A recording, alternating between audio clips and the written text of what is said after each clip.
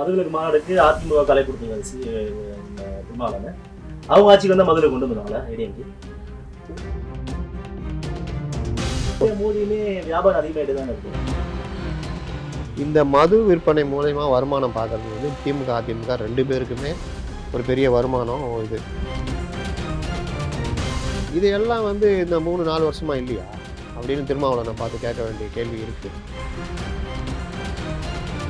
அவர் மது ஒழிப்பு சம்பந்தமா சொன்ன அந்த இது இருக்குல்ல, எதுவுமே நடைமுறைக்கு ஒத்து வராது.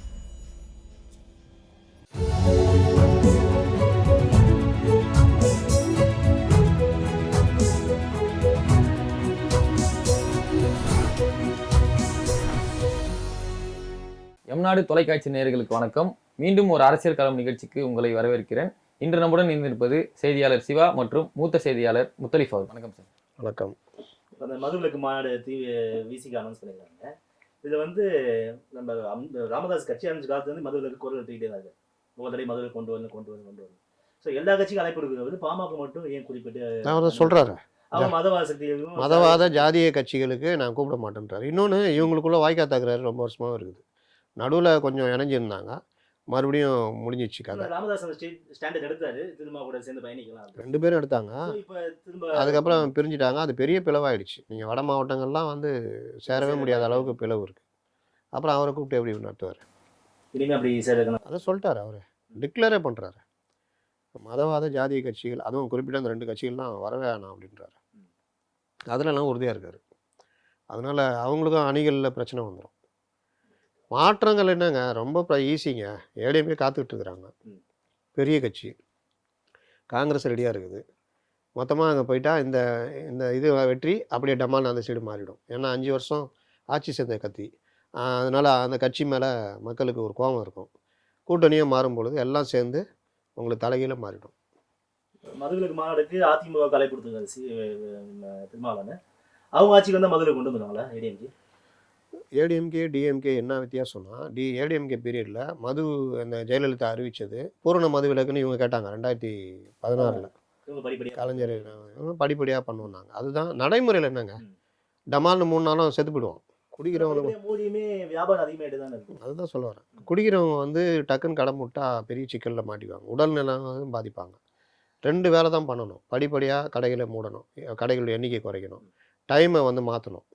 அதுதான் 12 மணிலேருந்து 10 மணி வரைக்கும். இது எல்லாமே ஜெயலலிதா பீரியடில் பண்ணது தான். 500 கடைகளை குறைச்சாங்க.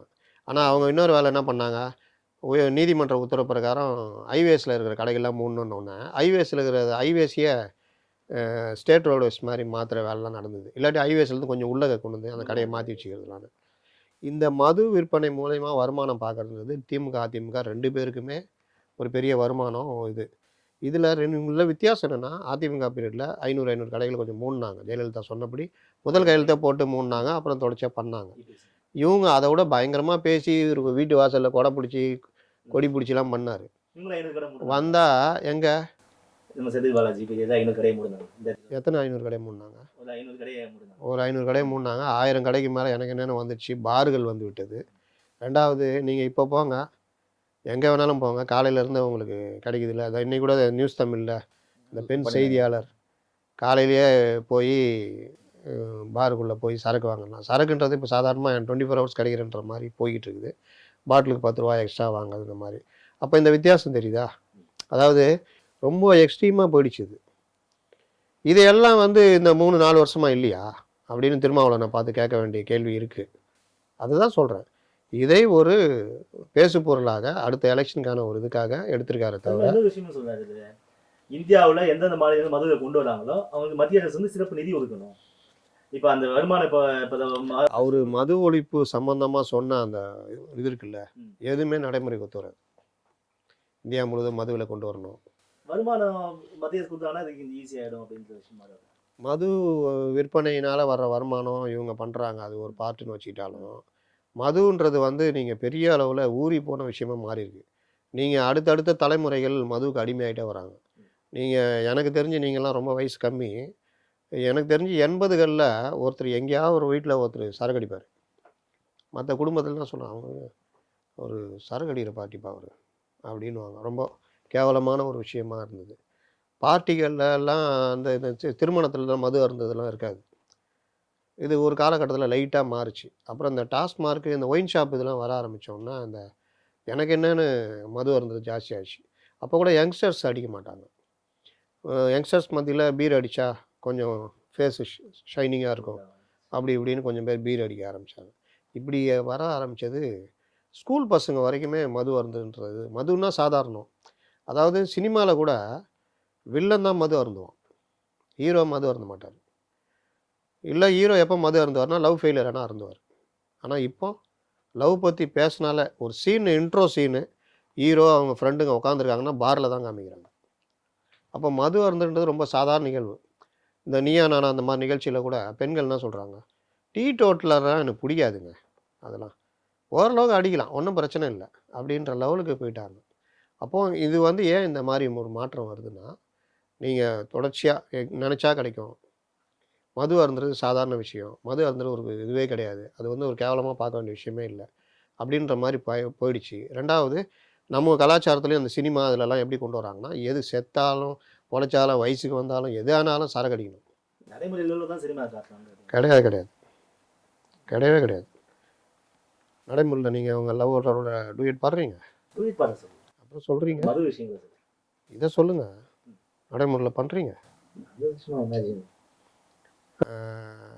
இது பணக்கார பொண்ணு ஏழை பையனை லவ் பண்ணுது நடைமுறையில். விதிவிலக்குகளை சொல்லக்கூடாது. நடைமுறையில் 50 பேர் அடித்து போடுறீங்க, நீங்கள் போய் சண்டை போடுறீங்க. நடைமுறையில் இரும்பு ராடு வச்சு அடித்தா ஹீரோ டமால்னு அடிப்பான் பெண் மண்டையில். அதனால் வந்து சினிமா வந்து யதார்த்த வாழ்வுக்கு சினிமாவுக்கும் சம்மந்தமே கிடையாது. வாழ்க்கையில் நடக்கிறது தான் சினிமாவில் வைக்கிறன்றதும் போய். ஏன்னா வாழ்க்கையில் வந்து எவனும் 1000 கிலோ 2000 கிலோ போதை மருந்து கடத்தில் நடுரோட்டில் பீரிங் சண்டை போடல. அதனால் இந்த மாதிரி கருத்துக்கள் மக்கள்கிட்ட வந்து மது அருந்ததெல்லாம் உருவாக்குறது விளைவு யங்ஸ்டர். இன்னொன்று கஞ்சா, போதை பழக்கங்கள். நான் போன இன்டர்வியூவோட சொல்லியிருப்பேன், ஒரு கடுமையான இது சென்னையில் தமிழ்நாட்டில் 2500 சிறுவர்களும் 2200 சிறுமிகளும் எய்ட்ஸ் நோயால் பாதிக்கப்பட்டிருக்காங்கன்னு ஒரு ஆங்கில நாளேட்டில் வருது. எவ்வளோ டேஞ்சரான விஷயம் தெரியுமா? எய்ட்ஸ் பேஷண்ட்டு எய்ட்ஸை குறைக்கணும்னு 80களில் முயற்சி எடுத்து அதுக்குன்னு தனி எய்ட்ஸ் கட்டுப்பாட்டு வரையும் கொண்டு வந்து இவ்வளோ கட்டுப்பாட்டு இந்த டைமில் இந்த மாதிரி 2500 பேர் சிறுவன் 2500 சிறுமிகள்னால் எங்கே போய் முடியும்? அவங்களுக்கு எவ்வளோ வாழ்க்கை இருக்குது. இந்த போதை மருந்து ஊசி போடுறதுனால வருதுன்றாங்க. அதை பற்றி எந்த ஊடகமும் விவாதிக்கலை. அது ஒரு டேஞ்சரானது. போதை ஒழிப்பு மாநாடு இவருன்றாங்க, அவர் ஒரு டெம்ப்ளேட் எடுத்துகிட்டு வர்றாரு இந்த இது கூட்டணி மாற்றத்துக்கு தான்.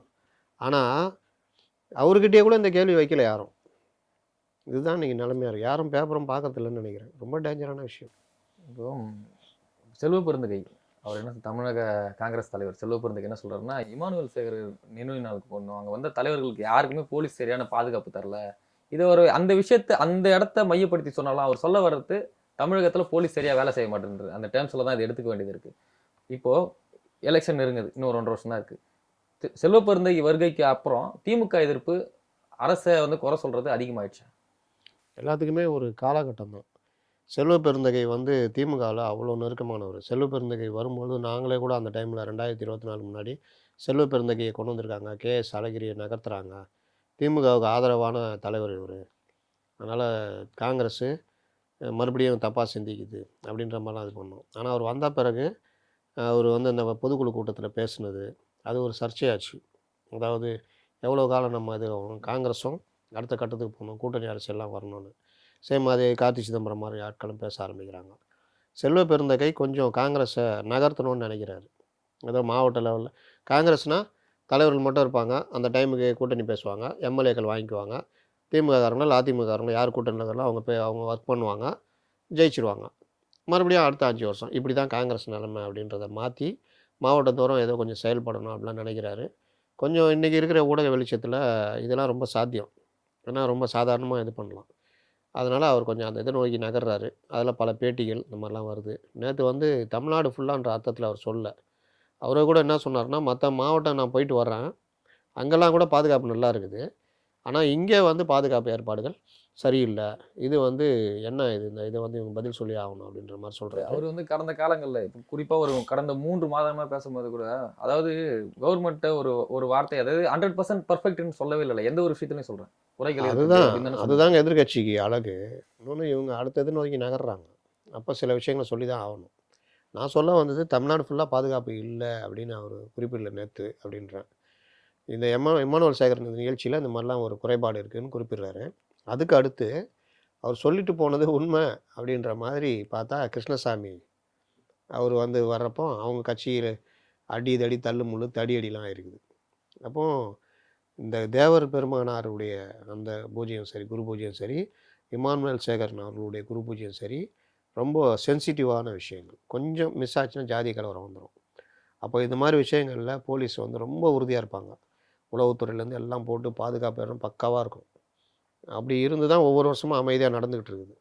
ஏன்னா எதிர் அணி தலைவர்களும் வருவாங்க. அப்போது வரும்போது பிரச்சனை ஆகிடக்கூடாதுன்றதுனால ரொம்ப இதுவாக இருப்பாங்க. இதை பயன்படுத்தி சில பேர் ஏதாவது பண்ண பார்ப்பாங்க. அதுக்கும் ரொம்ப முன்கூட்டியே கண்டறிஞ்சு அவங்கள தூக்கி உள்ளே வைக்கிறது, இல்லாட்டி அவங்கள அந்த பக்கம் வரவிடாமல் பார்த்துக்கிறது வேலைலாம் பண்ணுவாங்க. அப்படி நேற்றும் நல்லபடியாக நடந்திருக்கு. இருந்தாலும் அவருடைய அனுபவம், அவருக்கு அங்கே கிடைச்ச அனுபவம் பாதுகாப்பு இல்லைன்றதை அவர் பதிவு பண்ணியிருக்காரு. இதை நம்ம எப்படி பார்க்கணும்னா, கூட்டணி கட்சி தலைவர்கள் பொதுவாக அதெல்லாம் கண்டுக்காமல் போயிடுவாங்க.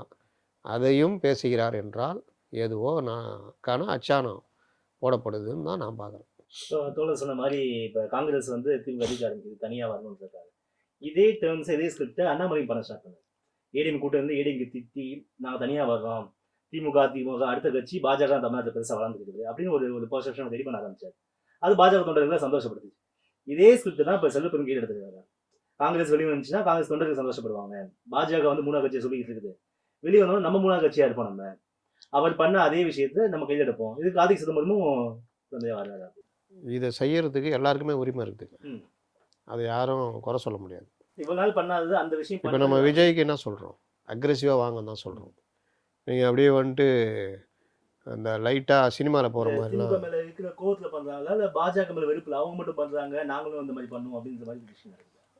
இந்த காலகட்டத்தில் காங்கிரஸ் வந்து இதை நான் சொன்ன மாதிரி முதல்ல சொன்ன மாதிரி காங்கிரஸுக்கும் மக்களுக்கும் தொடர்பே இருக்காது, காங்கிரஸுக்கும் தொண்டர்களுக்குமே தொடர்பு இருக்காது. அதை மாற்றணும், ஏதோ பண்ணணும்னு நினைக்கிறாங்க. அதுக்கான வேலையை அவர் தொடங்குறாரு.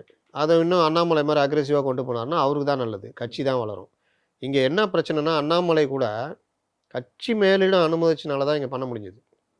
கொஞ்சம் பிரச்சனை மிஸ் ஆகிருந்து டக்குன்னு தூக்கி வானதி போட்டாங்க வச்சுங்க. தேசிய கட்சியில் இது ஒரு பிரச்சனை.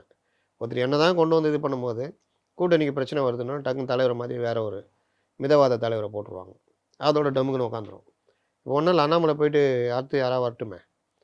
இப்போ எச் ராஜா வந்திருக்காரு, என்ன பண்ணுறாரு, ஏதாவது சொல்லிட்டு இருப்பார். அவர் நேரடி கருத்து சொல்ல மாட்டார். நேரடியாக அவர் ஐடியாலஜிகளில் போய் பூந்துக்குவார், அரசியலில் இருக்க மாட்டார். அண்ணாமலைக்கு இவருக்கு அதான் வித்தியாசம். அண்ணாமலை எந்த காலத்துலேயும் அந்த ஐடியாலஜியில் போய் தொட்டதில்லை. 1-2 தடவை மட்டும் தான் தொட்டிருக்காரு, இந்து முஸ்லீம் இந்த மாதிரி இது. மற்றபடி அவர் அதற்குள்ளேயே போனதில்லை, அரசியல் பண்ணார். அதுதான் அவங்களுக்கு 12% கொண்டு வந்து கொடுத்துச்சு. அப்போ இங்கே இவரும் அரசியல் பண்ண ஆரம்பிக்கிறாருன்னா, பண்ண ஆரம்பித்தாதான் 2 விஷயம் நடக்கும். ஒன்று, 2 கட்சிகள் ஏதோ ஒரு கட்சியில் சீட்டு எண்ணிக்கையை உயர்த்த முடியும். ஏன்னா காங்கிரஸுக்கு ஒரு பவர் இருக்குதுன்னு நல்லா தெரியுது. காங்கிரஸ் இல்லாமல் அதிமுகவோ திமுகவோ ஜெயிக்க முடியாது 2026ன்றது நல்லா தெரியும், எல்லாருக்கும் தெரியும். இதை காங்கிரஸும் விசிகவும் மனசில் வச்சுக்கிட்டாங்கன்னா வச்சு செஞ்சு விட்டு போயிடலாம். அதை தான் நம்ம அடிக்கடி ஞாபகப்படுத்தினே இருக்கிறோம். கூட்டணி பற்றி பேசாத, அதாவது விஜய்க்கு ஒரு கூட்டணி அமைப்போம்னு சொல்லியிருந்தாரு, அப்புறம் நாங்கள் தனியாக நிற்கிறோன்னு சொல்லியிருந்தாரு. இப்போ நேற்று ஒரு ஸ்டேட்மெண்ட் கொடுத்துருக்காரு, மதுக்கு எதிராக நம்ம ஒரு கூட்டணி அமைச்சு தேர்தலை சந்திக்கலாம் அப்படின்ற மாதிரி விடுதலை சிறுத்தைகள் தலைவர் திருமாவளவனுக்கு சீமான் அழைப்பு கொடுத்துருக்காரு. அவர் என்ன சொல்லணும்னு தெரியல. ஆனால் அவர் கேட்குற கேள்வி ஒரு நியாயமான கேள்வி. ஆனால் அது இந்த நேரத்திலலாம் கேட்கக்கூடாது. இப்போ மட்டும் ஏன்னா வர்றீங்க, 2024 முன்னெல்லாம் 21லேருந்து தெரியலையா, இப்போ ஏன் வர்றீங்க அப்படின்னு. அது என்னென்னா, இது ஒரு கூட்டணி மாற்றம், தமிழகத்தில் அரசியல் மாற்றத்துக்கான இதுக்கு தான் அவர் பண்ணுறாரு, நல்லா தெரியுது, எல்லாருக்குமே தெரியும். கூட இருக்க வன்னி அரசு முதற்கொண்டு எல்லாருக்குமே தெரியும். திடீர்னு இவங்களுக்கு மதுவுக்கு எதிரான, போதைக்கு எதிரான ஒரு இது. அப்போ ஏதோ ஒரு மாற்று தான் பண்ணுறாங்க. அதை இவர் லாக் பண்ணி, என்ன வர்றீங்களா, வாங்க ஒரு அணியில் நிற்போம், சேர்ந்து நிற்போன்றாரு. என்ன கேட்டால் அந்த மாதிரி பண்ணுறதெல்லாம் நல்ல விஷயந்தான். ஏன்னா அந்த மாதிரி பண்ணி ஒரு அரசியல் பண்ணாங்கன்னா, இந்த ஒரு 7, ஒரு 8, 15% 2 கட்சிக்குமே பெரிய அடி. 8ன்றது திமுகவோட வாக்குகளும் அடங்கும் தானே. எந்த 8? விசிகாவோட 8. நான் சொல்கிற 8 வந்து சீமானு. இவங்க வந்து ஒரு 6% கிட்ட தானே இருக்காங்க. ஓகே 6. சரி, அந்த 6ன்றது வாக்குகள் திமுக வாக்குகள்னா இவங்க வாக்குகளும் திமுக விழுந்திருக்கும்ல. அதனால் அப்படிலாம் பார்க்க முடியாது. தனியாக நின்று வரும்பொழுது ஒரு உளவியல் ரீதியாகவும் மக்கள்கிட்ட சீமானும் திரும்ப ஒன்று சேர்ந்துக்கிறாங்களா, இவங்களுக்கு கொஞ்சம் போட்டு பார்ப்போமேன்ற ஒரு இதெல்லாம் வரும். எந்த மாற்றமும் மக்கள்கிட்ட நீங்கள் உளவியல் ரீதியாக உருவாக்குறத பொறுத்து தான். விஜய்க்கும் அந்த ஆனா பிரச்சனை இருக்கு. நடைமுறையில அது வெற்றிக்கான ஒரு கூட்டணியா இருக்கிறதுக்கு வாய்ப்பு இருக்குங்களா? சும்மா சீமான் பேசுகிறான்றதாக நடக்குமா? அதெல்லாம் நடக்காது. அவரு இவருக்கு ஒரு சவால் விட்டு இது பண்ணுறாரு. அவருடைய இதை காலி பண்ணுறாரு. நீ இதுக்காக நடத்தலை, இதுக்கு தான் நடத்துறீங்க அப்படின்னு. அதுவும் திமுக தான் உதவும். சீமான் பேசுகிற இதுவும் திமுக தான் உதவும். இந்த திமுக கூட்டணி பக்கபலமாக காங்கிரஸ் விசிகா கட்சிகளாக இருந்தது. இப்போ எதுக்குனால இந்த கூட்டணி பலத்தை அப்படியே புதுசாக வர கட்சி தாவக கொடுத்தாங்கன்னா அந்த கட்சியோட எழுச்சி எப்படி இருக்கும்? அதுதான் சொல்கிறேன். நீங்கள் திமுக வந்து எந்த காலத்துலையும் தனியாக நின்று ஜெயிச்ச கட்சியே கிடையாது. கூட்டணி இருந்தால் மட்டும்தான் ஜெயிக்க முடியும். இல்லை நாங்கள் தனியாக நிற்போன்னு நின்று தான் 2014, 16லலாம் அனுபவிச்சாங்க. அது தெரிஞ்சதுக்கப்புறம் தான் 19லேருந்து 17லேருந்து ஃபார்ம் ஆகி கூட்டணி போகிறாங்க. இப்போ வந்து மறுபடியும் நம்ம ஜெயிச்சிடலாம் தனியாக அப்படின்ற மாதிரி போகும்போது தான் மூத்தவர்கள் கண்டிக்கிறாங்க. சரியில்லை, சிக்கல் வரும் அப்படின்னு. இல்லை அதை மீறி தேவையில்லை அப்படின்னு ஒரு முடிவெடுத்து போகிறாங்கன்னா, காங்கிரஸும் விடுதலை சிறுத்தைகள் யார் கூட போகிறாங்களோ, இப்போ ஏடிஎம் கூட போகிறாங்கன்னா 2 நடக்கும். ஒன்று கூட்டணி பலம் ஜாஸ்தியாகும். 2வது உளவியல் ரீதியாக அது ஒரு மக்கள்கிட்டையும் ஒரு இதாகிடும். ஏடிஎம்கே பிஜேபி கூட போலப்பா, சொன்ன மாதிரியே நின்ட்டாருப்பா அப்படின்னு. காங்கிரஸ் கூட எப்போவுமே இப்போ நீங்கள் இவங்க சிறுபான்மை மக்கள், பட்டியலின மக்கள், இவங்க வாக்கு வந்து திமுக கூட்டணியில் அப்படியே தங்கி போச்சு. போன தடவை 19லேருந்து தங்கி போச்சு. ஏன்னா அந்த சைடு போடுறதுக்கான சான்ஸே கிடையாது. என்டிஏல இருந்தாங்க 19ல். அப்போ எப்படி சிறுபான்மை அங்கே போடுவாங்க? போட மாட்டாங்க. 21லேயும் அதே என்டிஏ இருந்தது, அதனாலையும் போடலை. 24ல் என்டிஏலேருந்து பிரிஞ்சு இருந்தாலும் இவங்க பிரச்சாரம் பெருசாக பண்ணாங்க. ஏடிஎம்கே வந்து கள்ள உறவு வச்சுருக்காங்க, எப்போ வேணாலும் ஒன்றா போயிடுவாங்கன்னு. ஊடகங்களும் அது பெருசாக அந்த பிரச்சாரத்துக்கு வலு சேர்த்துச்சிங்க.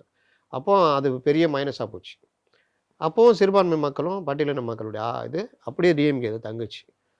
இப்போ வர்ற எலெக்ஷனில் இப்போ எனக்கு தெரிஞ்சு இந்த மாதிரி பிரச்சனை ஆகி நீங்கள் கேட்குற மாதிரி காங்கிரஸும் விடுதலை சிறுத்தைகளும் ஏடிஎம் கூட போகிறாங்கன்னா, அதில் இருக்க சிறுபான்மை மக்கள் மாற்றி வாக்களிக்கணும்னு நினைக்கிறாங்கல்ல, அவங்க எல்லாமே அந்த கூட்டணிக்கு வாக்களிக்கிறதுக்கு வாய்ப்பு இருக்குது. பட்டியலின மக்கள் வாக்களிக்கிறதுக்கு வாய்ப்பு இருக்குது. அப்போது இந்த கூட்டணி பலம், ஓட்டு பலம் ப்ளஸ் இது எல்லாம் சேர்ந்து ஒரு வகையான ஒரு தோற்றத்தை உருவாக்கும். வலுவான கூட்டணி. இன்றைக்கி ஆதரித்து பேசுகிற ஊடகங்கள்லாம் அன்றைக்கி எப்படி பேசணும்னு நீங்களே பார்க்க தான் போகிறீங்க. அப்போது வந்து பெரிய மாற்றத்தை ஏற்படுத்திடும். இதில் விஜய் வேறு பிரிப்பாரா? அப்போது அந்த மாற்று ஓட்டுகள் இதெல்லாம் வரும்பொழுது யார் சிங்கிள் லார்ஜஸ்ட்டு? இப்போ 100 ஓட்டு இருக்குது, விஜய் ஒரு 10 ஓட்டு, சீமான் ஒரு 8 ஓட்டு, இது டிஎம்கே கூட்டணி இல்லாமல் ஒரு 22 ஓட்டு, அப்படின்னா 22 10 32 ஒரு 8 40னா மீதி இந்த சைடு ஒரு 30 வாங்கினா கூட போதும், அவங்க ஆட்சி பிடிச்சிருவாங்க. இதுதான் கூட்டணி கணக்கு. இதுதான் இதெல்லாம் நம்பாமல் நாங்கள் தான் எல்லாமே, எங்களுக்கு தான் மக்கள் ஆதரவுக்குன்னு பேசிக்கிட்டு இருக்கிறாங்க. ஆக்சுவலாக அனலிட்டிக்ஸ் அதை சொல்லலை. ஒரு பத்திரிகையாளரோ ஒரு மீடியாவோ அனலிட்டிக்ஸை பார்க்கணும். இந்த நேரத்துக்கு என்ன, அதுக்கு தான் சொல்கிறது திருப்பி 96ல் பெரிய அளவில் வெற்றி பெற்ற கருணாநிதி திமுக கூட்டணி 98ல் 30 சீட்டு எம்பி சீட்டு ஏடிஎம்கே கூட்டணி ஜெயிக்குது 2 வருஷத்தில். ரஜினி அங்கே அமெரிக்காலேருந்து வந்து வாய்ஸ் கொடுக்குறாரு, ஜெயிக்கலையே. அதனால் அது அந்த அனலிட்டிக்ஸில் எப்போவுமே தெளிவாக இருக்கணும். அதை விட்டுட்டு இந்த காக்கா கூட்டம் மாதிரி யார் எதை போடுறாங்கன்னு பார்த்துட்டு இவர் இதை சொல்கிறாரா நம்மளும் அதையே சொல்லுவோம். மொத்த கருத்துக்கு இரையாக வருது. மாஸ் மென்டாலிட்டின்னு சொல்கிறாங்களா, அந்த மொத்த கருத்துக்கு இரையாக வருது. அது இரையாகவே கூடாது. இப்போ திமுக மேலே விசிகே என்ன எதிர்கருத்து கொடுத்தாலும் திரும்ப திமுக அமைச்சர் எதுக்காக காரணம் இந்த காரணமாக தான் முக்கியமான காரணம். யாரை எதிர்க்காததுக்கு? திமுக அமைச்சர்கள்லாம் இப்போ அவங்க கொடுக்குற பதில் எல்லாமே அவர் திரும்ப இந்த கூட்டணி தான் வருவார், அவர் சும்மா அவர் தனியாக பண்ணிக்கிட்டு இருக்காரு. நீங்கள் கூட்டணியை உடைச்சிட்டு அங்கே போய் சைன் பண்ணுற வரைக்குமே எங்களுக்குள்ளே எந்த பிரச்சனையும் இல்லை. இந்த திரைத்துறையில் இருக்கவங்க சொல்லுவாங்க தெரியுமா, உங்களுக்கும் அவரும் கல்யாணம் பண்ணி போகிறீங்க. யார் சொன்னால்? நாங்கள் நல்ல நண்பர்களாகத்தான் இருக்கிறோன்னுவாங்க. திடீர்னு பார்த்தா கல்யாணம் பண்ணிக்குவாங்க. இந்த மாதிரி இதெல்லாம் இருக்குது. அதனால் இந்த பிரிவு சேர்ந்துகிட்டு இருக்கோம். இது சொல்கிறது எல்லாம் அந்த 2026 ஜனவரி பிப்ரவரியில் தான் டமால் டிமில்னு உடையும் போது தான் தெரியும். வேணால் எழுதி வச்சுக்கிங்க. இன்றைக்கி இப்படி இருக்கிறோம் அப்படி இருக்கிறோம்னா கூட அன்றைக்கி, ஏன்னா ஒரு நைட்டில் கூட்டணி மாறினதெல்லாம் உண்டு. ஏற்கனவே ஒன்று சொல்லியிருப்பேன்னு நினைக்கிறேன். 2011 2006 தெரியல, ஞாபகம் இல்லை. வைகோ டிஎம் கூட எல்லாம் பேசி இப்படி ஆயிட்டாங்க. திடீர்னு ஒரு செகண்டில் முடிவு எடுத்துகிட்டு ஏடிஎம்கே போயிட்டார். பெரிய சிக்கலாகிடுச்சு டிஎம்கே. அந்த மாதிரி நடந்தெல்லாம் உண்டு. அரங்கத்துக்கு வந்து பல கேள்விகளுக்கு தங்களுடைய கருத்துக்களை பதிவு செய்தது நன்றி சார். நன்றி. பாதகம் செய்பவரை கண்டால் நாம் பயங்கொள்ளலாகாது பாப்பா, மோதி மிதித்து விடு பாப்பா, அவர் முகத்தில் உமிழ்ந்து விடு பாப்பா. அண்மை செய்திகளை உடனுக்குடன் தெரிந்து கொள்ள இணைந்திருங்கள் இயம்நாடு தொலைக்காட்சியுடன்.